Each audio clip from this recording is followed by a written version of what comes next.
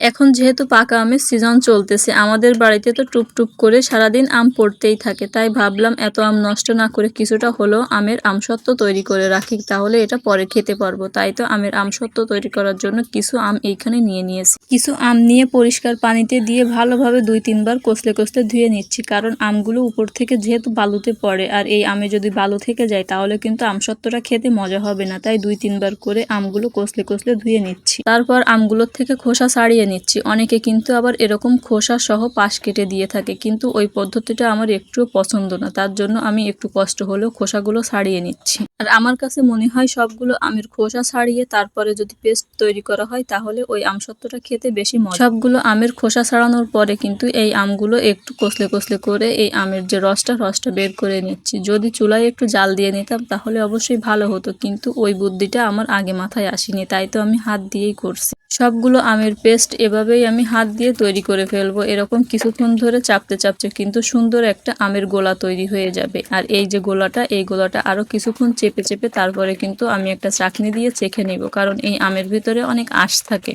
আর আঁশ থাকলে আমসত্ত্বটা খেতে কিন্তু একটুও মজা লাগে না। আবার অনেকেই দেখি আঁশ সহ দিয়ে থাকে, কিন্তু আমার কাছে এই জিনিসটা একটুও ভালো লাগে না। তাই তো আমি একটা জালিতে দিয়ে এই আমগুলোকে সেকে নিচ্ছি। এরকম করে সেকে আমসত্ত্ব দিলে কিন্তু আমার কাছে ভালো লাগে, পরে কিন্তু এরকম আঁশ থাকে না আর খেতে অনেক মজা লাগে। তাই আমি এরকম করেই দিয়ে থাকি। চাকা হয়ে গেলে কিন্তু এই যে আমি একটা প্লেটে করে দিয়ে দিচ্ছি। অনেকে অনেক রকম জিনিসের উপর দিয়ে থাকে, আমার হাতের মাথায় প্লেট ছিল তাই আমি একটা প্লেটে দিয়ে দিছি। দেখুন কি সুন্দর একটা কালার এসেছে। আমার তো অনেক বেশি হ্যাপি লাগতেছে, কারণ আমি আমার লাইফে ফার্স্ট টাইম এই আমসত্ত্ব তৈরি করলাম। আর আলহামদুলিল্লাহ সুন্দরভাবে কিন্তু আমসত্ত্বটা সেট হয়েছে। আপনারা কোন পদ্ধতিতে আমসত্ত্ব তৈরি করেন অবশ্যই আমাকে জানাবেন।